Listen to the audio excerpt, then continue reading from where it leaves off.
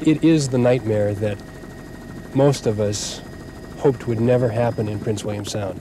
The spill from the Exxon Valdez now covers 100 square miles of Prince William Sound. A few small skimmers continue today to pick up just a fraction of the 10 million gallons of Alaskan crude.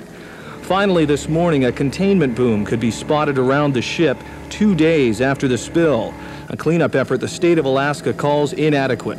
We have been given assurances over the last 48 hours that things are going to get turned around and there really will be an adequate response. We haven't seen it yet. We're not in a position to take this kind of a blow. It'll wipe Cordova and everyone in it right off of the map. That map includes Titlik, the Aleut village Fred Komkoff was born in 43 years ago. Like the rest of the village, he has supported himself as a fisherman in these waters all his life. Now his livelihood is on hold.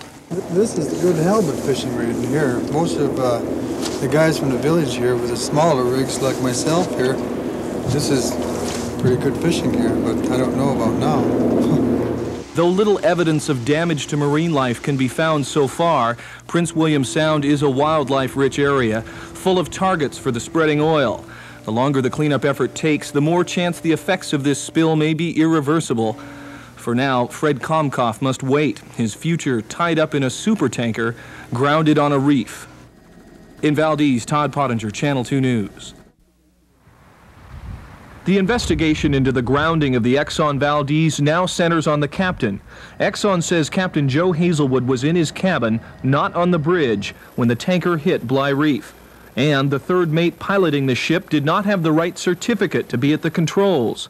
The National Transportation Safety Board, heading the investigation, says allegations about the captain's drinking behavior the night of the grounding are being taken very seriously. We will be concerned with this, and I think the answer is that how much of a factor we can identify it to have been, our interest will be at that level.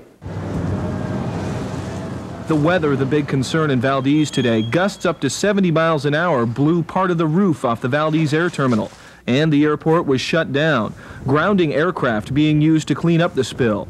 In Prince William Sound, the water became too rough to use oil skimmers. With the high winds causing a delay in the cleanup effort out near the spill, crews were out here at the Valdez Marina loading gear and waiting for a break in the weather.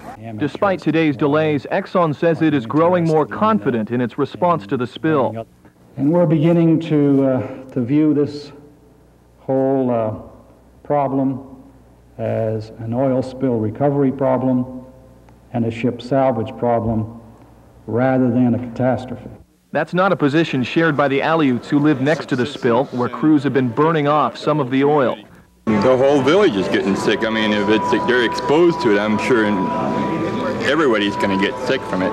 Exxon says the ship shifted last night in the wind, and with nearly 1 million barrels of oil left on the Exxon Valdez, this Alaskan weather could make this disaster even worse.